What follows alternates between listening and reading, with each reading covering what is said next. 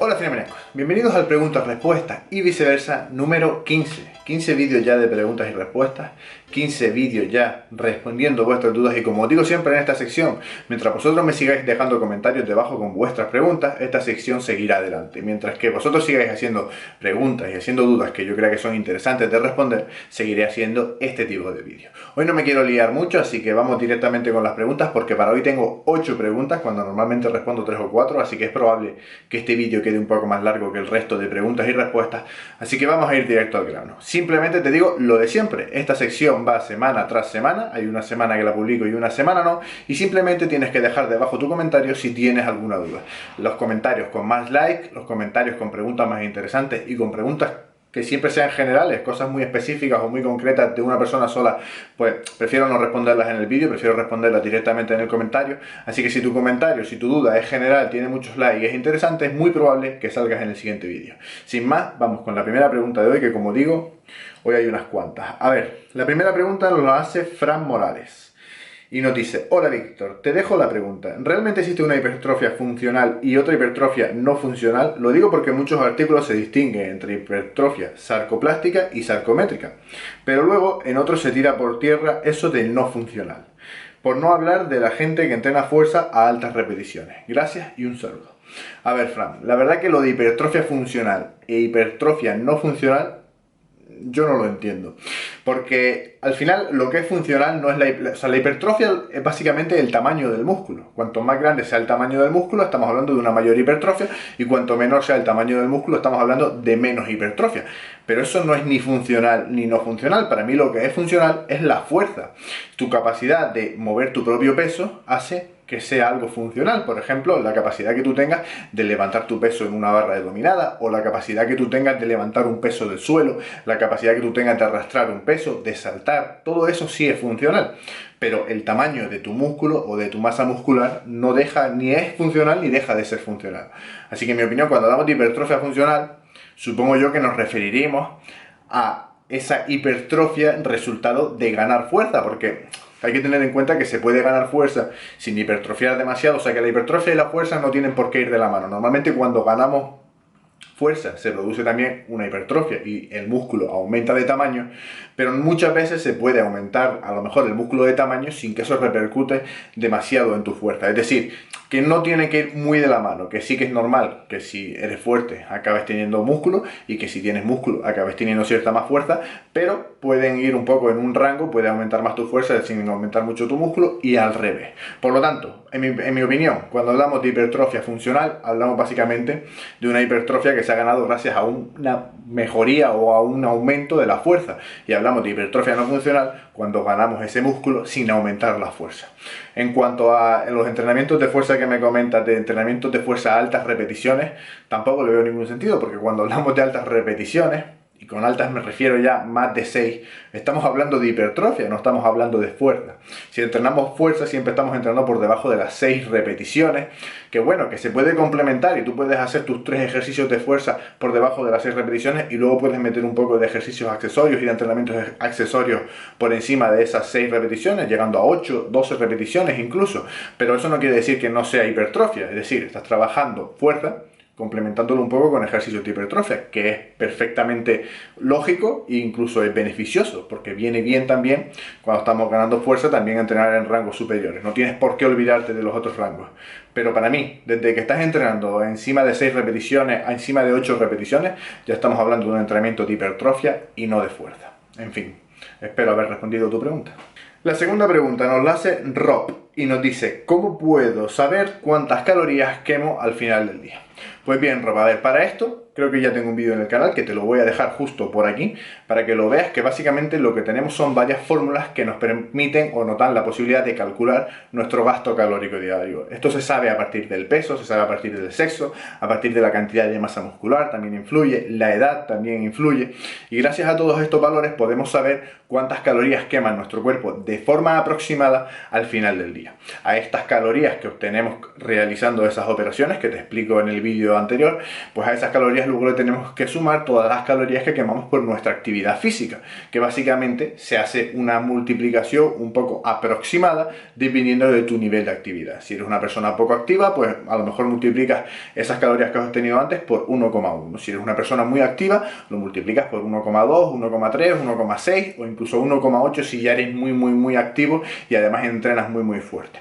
Y básicamente con eso lo que obtenemos es un número de calorías aproximado, que es lo que tenemos que suponer que quema nuestro cuerpo. Es aproximado, no es exacto al 100%, no es una ciencia súper exacta y súper precisa, pero nos vale como un punto de partida. A partir de ahí no te queda otra que ya jugar tú con la dieta, jugar con las calorías que estás ingiriendo y ver realmente si bajando de ese número que has calculado antes estás perdiendo peso, pues quiere decir que ese número es correcto.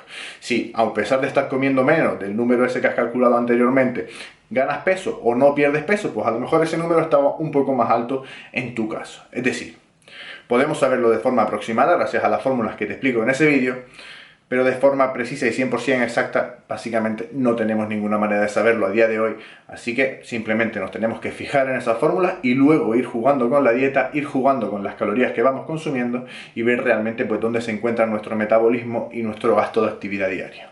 Tercera pregunta, esta nos la hace Kem, con M, y nos dice: me gustaría una explicación sobre las etapas de volumen y definición. ¿Cuánto tiempo cada una? ¿Cuándo es el momento para reiniciarlas?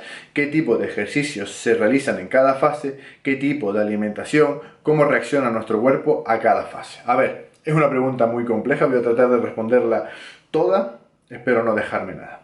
A ver, explicación de etapa de volumen y de definición. Básicamente la etapa de volumen es una etapa en la que comemos más calorías de las que quemamos al final del día y el objetivo de esta etapa es ganar masa muscular, aunque bueno, siempre se gana grasa porque al final estamos comiendo más de lo que quemamos y siempre ganamos peso y todo ese peso no es solamente músculo.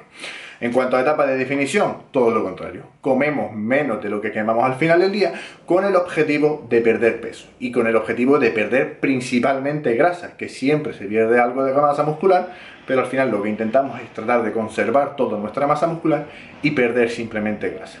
En cuanto a macronutrientes en cada objetivo, normalmente cuando estamos en volumen solemos aumentar los carbohidratos. Tenemos que consumir una cantidad cierta de proteínas. A mí me gusta siempre llegar a los 2 gramos por kilo de peso corporal, aunque si estamos en 1,8, 1,9 también vamos bien. A mí me gusta redondearlo en 2 para no complicarme. Y el resto simplemente de grasa. En definición, lo que hacemos es bajar los carbohidratos y aumentar un poco más las proteínas, teniendo en cuenta que siempre nos tenemos que quedar en esa dieta de déficit calórico. Siempre tenemos que estar por debajo de las calorías que quemamos al final del día. Pero en definición es más importante consumir aún más proteína para mejorar esa conservación de masa muscular, o sea, para evitar perder músculo y porque además la proteína tiene un efecto termogénico muy bueno que ya lo he explicado en otros vídeos, pero básicamente de cada 100 calorías que comemos de proteína, solamente nuestro cuerpo asimila 60. El resto, los 30-40 calorías restantes de proteína, el cuerpo la quema simplemente para procesar esa proteína. Y cuando queremos perder peso, este efecto es muy positivo. Además, la proteína es muy saciante. Y cuando comes proteínas, si tu dieta es principalmente en proteínas, pues vas a conseguir llevar una dieta baja en calorías sin pasar tanto hambre y sin pasarlo tan mal. Así que es otro efecto positivo para una dieta de pérdida de peso. En cuanto a cuándo iniciar cada uno de las etapas, básicamente depende de cada uno, tanto el momento de iniciarlo como la duración de la etapa básicamente depende de cada uno y es algo personal.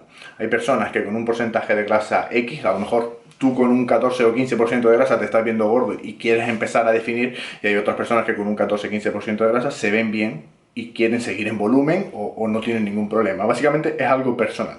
Hay una cosa que digo siempre y es que no puedes empezar un periodo de volumen con un 18% de grasa, porque a partir de un porcentaje de grasa elevado, ya un 18, un 19, un 20% de grasa, a tu cuerpo le cuesta mucho ganar masa muscular. Y por lo tanto te estás poniendo muy difícil que ese periodo de volumen sea satisfactorio. O sea, te estás poniendo difícil el hecho de conseguir nueva masa muscular, porque tu cuerpo se va a resistir simplemente porque ya tiene un porcentaje de grasa elevado. Por lo tanto, si estás en un 18, en un 20% de grasa, te recomiendo que hagas un déficit, que bajes a un 12, un 14, todo lo que puedas, y luego sí hagas un periodo de volumen. Es la única recomendación que hago. El resto, tanto la duración como el momento para empezar cada una de las etapas, es algo totalmente personal. Y voy a revisar la pregunta a ver si me dejo algún punto, porque es que tenía muchos puntos, a ver. Tipo de alimentación, lo he respondido. Fases, lo he respondido, cuándo empezar cada fase. Tipos de ejercicio. Básicamente a mí no me gusta mucho variar el entrenamiento dependiendo de si estoy en déficit o estoy en volumen. Simplemente cuando estoy en déficit a lo mejor meto un poco más de ejercicios tipo circuito, con poco descanso, series a lo mejor de hipertrofia al final, dejando eso, pues poquito descanso entre ejercicios y voy metiendo un ejercicio tras otro prácticamente sin descansar y con pesos más bajos, pues para simplemente quemar un poco más de calorías, hacer un poco como entrenamiento de pesas, pero llevarlo un poco más a algo más parecido al HIIT, por así decirlo. No llega a ser HIIT, pero es lo que intento. Y cuando estoy en volumen, pues básicamente lo que hago es entrenar fuerza a tope con mis descansos de 3, 4, 5 minutos, que ya os digo que es muy parecido a lo que hago en déficit. Simplemente en déficit suelo meter al final pues esa fase de ejercicios con poco descanso. Y algo que suelo hacer también en déficit es más cardio, aunque a mí me gusta mucho salir a caminar y normalmente salgo a caminar siempre, esté en volumen o esté en déficit. Así que, como os digo, no varío mucho mi entrenamiento. Y otra pregunta que nos hace es cómo reacciona nuestro cuerpo en cada una de las fases. Básicamente la reacción más importante en estas fases es que en déficit nuestro metabolismo se va a ralentizar. Y esto no lo podemos evitar porque simplemente si el hecho de llevar una dieta baja en calorías, una dieta en la que estás consumiendo menos calorías de las que quemas, hace que tu cuerpo se ralentice y eso no lo puedes evitar de ninguna manera. Así que simplemente tienes que tener esto en cuenta y tienes que tener en cuenta que cuando estés en déficit y estés perdiendo peso, tienes que ir bajando las calorías semana tras semana porque si no te vas a estancar. Y además, otra cosa que puedes hacer si no quieres bajar las calorías semana tras semana es una semana bajar las calorías, a la semana siguiente aumentas el cardio. Otra semana bajas las calorías y a la semana siguiente, pues a lo mejor, si no puedes aumentar más el cardio, aumentas la intensidad del cardio, o aumentas las veces que haces cardio, o aumentas las veces que entrenas, o tratas de mantenerte más activo y quemar calorías. En definitiva, jugar tanto con el ejercicio físico como con la dieta para semana tras semana ir aumentando o el gasto calórico o ir disminuyendo el consumo calórico. Así de fácil. Y creo que he respondido toda la pregunta. Esta respuesta sin duda se merece un like, ¿eh? 1, 2, 3, cuarta pregunta. Esta nos la hace Armando Tejera y dice: me aburre un poco levantar pesas sin más. ¿Me recomiendas algún deporte en el que se gane masa muscular y sea divertido? Muchas gracias. A ver, no te puedo recomendar un deporte que sea divertido porque al final lo que es divertido y lo que es aburrido depende de cada uno. Es una cuestión de gustos personales. Si a lo mejor lo que te puedo recomendar es que si te aburre el gimnasio, pues que pruebes con otro tipo de ejercicios como calistenia o prueba a hacer crossfit, pero en definitiva, si quieres ganar masa muscular, lo mejor y lo más efectivo que hay es el trabajo con pesas. Ya te digo, lo puedes hacer tipo crossfit, que es otro tipo de entrenamiento que se hace en grupo, que suele ser más divertido porque hay más variedad a lo mejor, y el hecho de estar entrenando con otra gente te obliga como a retarte, existen esos piques. Puedes probar el crossfit. La otra opción, calistenia, que es otro tipo de ejercicio también, que también es efectivo para ganar masa muscular, y si no, pues el gimnasio. A partir de ahí ya no se me ocurren otras cosas. Puedes ganar músculo al principio cuando comienzas a hacer ejercicio prácticamente de cualquier forma, pero llegar a cierto límite yo creo que al final vas a tener que recurrir al entrenamiento con pesas, te digo, ya sea con crossfit, ya sea en el gimnasio o con tu propio peso corporal, como es el caso de la calistenia. Otra pregunta, esta la hace Felipe Alonso y me pregunta que qué progresión de entrenamiento sigo. Buen vídeo. A ver, bueno, lo de buen vídeo es por el vídeo anterior. A ver, la progresión de entrenamiento normalmente suelo ser progresiones de entrenamiento de fuerza. Algunas ya las he puesto aquí en el canal, la de 5×5 de Matco, que ya no la hago porque a mí ahora mismo no me funciona, pero al principio cuando comencé me funcionaba muy bien. Hago la de Sheiko también, que es así, me funciona muy bien, es un tipo de entrenamiento que me va muy bien. Y normalmente estoy entre estas dos o a veces me bajo a un 3×3 si no me apetece hacer el 5×5 o si veo que no me apetece hacer más bien la de Sheiko, la de 5×5 no me vale ya, pues a veces pruebo con un 3×3 o incluso con un 3×1, que también me ha funcionado en alguna ocasión. Depende un poco de cómo me encuentre y de lo que me apetezca. Al final todas estas progresiones son efectivas. Personalmente, y tras la última prueba que hice del entrenamiento de Sheiko, creo que el entrenamiento de Sheiko es el más efectivo para personas avanzadas o intermedias. Creo que es muy efectivo y la verdad que yo conseguí añadirle 5 o 6 kilos a las sentadillas, no recuerdo bien, en 1 mes y medio, 2 meses, así que eso me parece increíble, viendo lo que me costaba progresar antes de ese entrenamiento. Así que, básicamente, mi recomendación es la que hago siempre en este canal. Si estás empezando, un 5×5 de Matco. Si ya llevas tiempo y eres intermedio o avanzado, hazte el de Sheiko. Son entrenamientos efectivos y no tienes por qué salirte de ahí. Funcionan sin más, no tienes por qué irte ni complicarte demasiado. ¿Qué es lo que pasa con el 5×5? Que la progresión es muy rápida y cada semana añade más peso que la semana anterior y eso, al principio, si eres novato lo puedes soportar, pero si eres un avanzado, créeme que es imposible. Por ejemplo, yo ahora, sabéis que me he lesionado de las muñecas, entonces he vuelto al entrenamiento ahora, a principio de enero, a mitad de enero o así, he vuelto a entrenar y lo que he hecho, como no podía volver y ponerme directamente los pesos que estaba utilizando antes, lo que he hecho es comenzar con los pesos bajos y lo que he hecho es hacer un 5×5. Con el 5×5 he ido aumentando mis pesos rápidamente, pero bueno, lo he podido seguir porque he empezado con pesos muy bajos para mí. Ahora, a día de hoy, ya estoy otra vez en los pesos en los que estaba antes y obviamente no he podido seguir con el 5×5 y ya lo voy a tener que cambiar y estoy pensando que lo más probable es que haga un Sheiko porque la última vez me fue muy bien y me quedé con la gana de terminarlo sin hacerme daño en las muñecas y ver realmente la progresión en peso muerto y en press de banca, que me quedé con la gana. Pero bueno, básicamente esas son las progresiones que yo suelo utilizar. Otra pregunta, esta de Denis Fajardo, y me dice: ¿qué me recomienda si en mi entreno de progresión de fuerza de los básicos me estanco? Por ejemplo, en 7 semanas no puedo aumentar mi 1RM en sentadillas, pero sí aumenté en los demás, press de banca y peso muerto. Un saludo desde Nicaragua. A ver, no sé cuáles son tus pesos, no sé cuál es tu nivel, es muy difícil decirte nada. 7 semanas... Ojalá pudiera yo aumentar mis pesos cada 7 semanas, ojalá, sobre todo en press de banca que me cuestan una barbaridad. En sentadillas, ya te digo, me puede llevar 2, 3 meses, incluso en ocasiones me ha llevado 6 meses y 12 meses meter simplemente 5 kilos a mi sentadilla, con lo cual depende mucho del nivel esta progresión. Que tú me digas que llevas 7 semanas sin poder aumentar el peso en sentadillas, no me parece tanto, la verdad, depende básicamente de cuál sea tu marca, pero si aumentar tu marca cada 7 u 8 semanas, al principio es posible, al principio es lógico y se puede conseguir, pero con el paso del tiempo es imposible, créeme, así que realmente no sé muy bien qué decirte. Has aumentado tu 1RM en press de banca y has aumentado en peso muerto, lo cual quiere decir que no lo estás haciendo mal. Hay que tener en cuenta que cuando aumentamos en peso muerto, normalmente aumentamos también en sentadillas, y cuando aumentamos en sentadillas, aumentamos en peso muerto. Es decir, son ejercicios que se complementan muy bien y que un aumento de fuerza en uno repercute en el otro y al revés. Por lo tanto, si has aumentado en peso muerto, como me dices, no sé, es probable que hayas aumentado en sentadillas o que estés haciendo un buen trabajo también para sentadillas, quizás a lo mejor falla la técnica o tienes alguna molestia que puede ser que te esté impidiendo a lo mejor en sentadillas dar un poquito más, pero yo creo que en el entrenamiento no lo estás haciendo mal y como te digo, 7 semanas es que es difícil, necesito saber tus marcas, necesito saber tu nivel para decirte algo más. Otra pregunta, esta es de Rosauro Saez, es la 7ª pregunta y dice: hola Víctor, ¿se puede estar definido siempre? Más o menos, quiero decir. Pues bueno, más o menos, ¿qué es? ¿Tener un 14, un 15, un 13% de grasa? Yo creo que sí. Al final lo que tienes que evitar es hacer un periodo de volumen muy exagerado.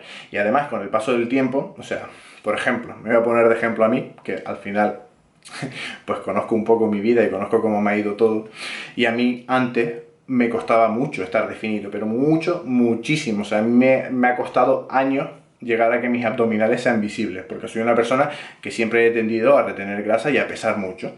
A día de hoy, pues digamos que por el nivel de masa muscular que tengo, o por la forma que tengo de entrenar, o por la forma que tengo de alimentarme, o más bien por estas 3 cosas juntas, a día de hoy no me cuesta tener los abdominales visibles.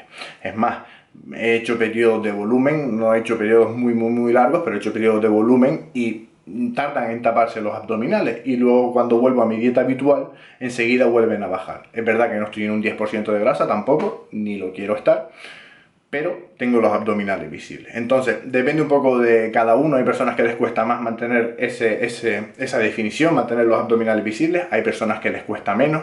Con el paso del tiempo, a medida que vamos ganando masa muscular, que vamos entrenando más y que nos vamos convirtiendo, digamos, en personas más avanzadas, que quemamos más calorías, con el paso del tiempo se nos hace más fácil mantener esa definición todo el año. Cuando empezamos, y a lo mejor haces tus primeras definiciones, tus primeros volúmenes, enseguida notas mucho el cambio, notas que desde que te vas un poco de la dieta vas a ganar mucho peso, en fin.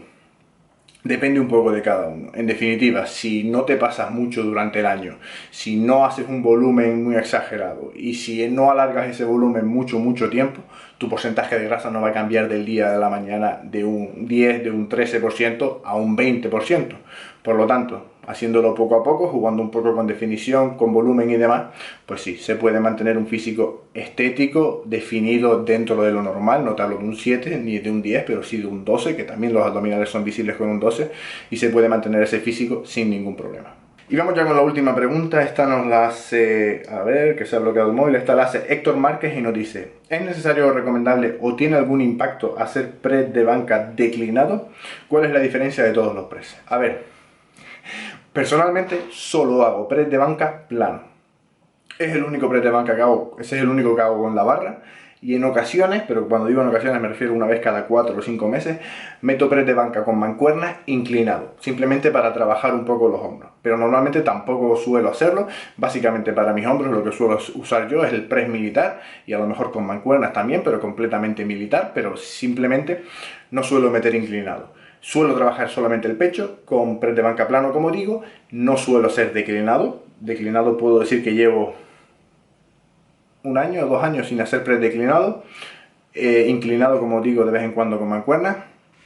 ¿Cuál es la diferencia de cada uno de los presses? Básicamente que el inclinado nos trabaja un poquito más la parte superior del pectoral y los hombros, y el declinado nos trabaja un poco más la parte inferior del pectoral. Así de fácil. Pero la diferencia no es bestial. No te creas que estás trabajando, si estás plano, 33, 33 y 33%. Si te pones superior, ya aquí vuelve a un 50%. O sea, no. La diferencia es mínima. Si lo buscas por internet, recuerdo que hay estudios que se realizan con máquinas, con parches que te pones en el pecho, y puedes ver la implicación de cada grupo muscular.